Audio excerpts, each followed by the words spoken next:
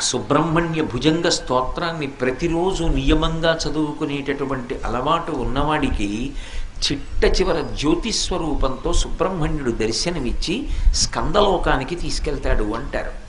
అంత శక్తివంతమైనటువంటి సుబ్రహ్మణ్య భుజంగాన్ని తిరుచెందూరు అని సముద్రపుటొడ్డున ద్రవిడ దేశంలో ఉంది క్షేత్రం. ఆ తిరుచెందూరులో కూర్చుని శంకరాచార్యులు వారు రచన చేశారు. ఆయన ఆ స్తోత్రాన్ని రచన చేసేటప్పుడు మొట్టమొదట విఘ్నేశ్వరుణ్ణి ప్రార్థన చేశారు. ఆ ప్రార్థన చేస్తూ బహు చిన్న శ్లోకాన్ని ఒకదాన్ని ఇచ్చారు. అందులో సదాబాల రూపాపి విఘ్నాద్రిహంత్రి మహాదంతి వక్త్రాపి పంచాస్యమాన్య విధీంద్రాదిమృగ్యా